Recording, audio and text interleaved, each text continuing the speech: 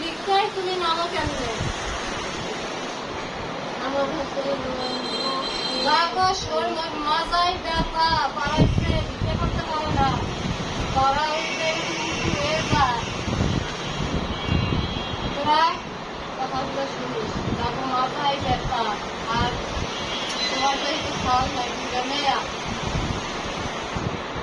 মেয়েরা গরিব গরিব দেখেই রাস্তায় নামছে।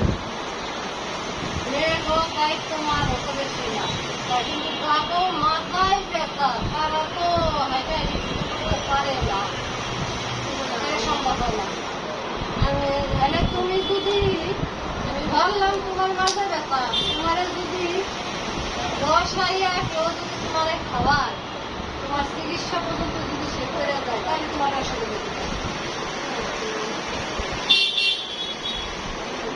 তুমি খালি তার বাড়ি থাকবা, তার কাছে তোমার খাওয়া দিই, কাপড় দিবি, তোমার চিকিৎসা পর্যন্ত পাবা।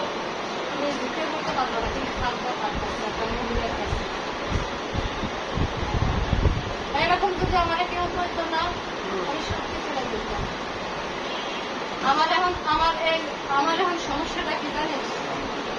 আমার মা তো নাই, আমার মা চলে গেছে, আমার ভাই বিরাটারা সব শহরে, সব শহরে।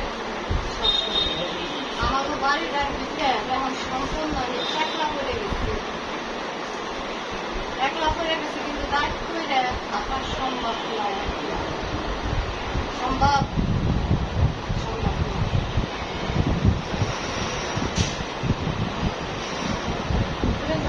আমার সাথে। হ্যাঁ, তুমি কতদিন ভিক্ষা করবে, কোনোদিন 100 টাকাই করতেছো, কোনোদিন 200 টাকাই করতেছো। এই আইসাইরা তোমার কোনো মাজায় কোনো ব্যথা না, মাজায় যাবো ব্যথা, তারা উপুর হয়ে যায়। কিরে, তোমার মাজায় ওনারে কেউ একটা ভিক্ষা দিবি না, কারণ আমাকে নবী বলছে তুমি যদি সুযোগ সুবিধা পাও, তাই তুমি হাত পাতটা কেন, তাহলে তুমি পাখি ভাগি হয়ে যাও। আমি আবার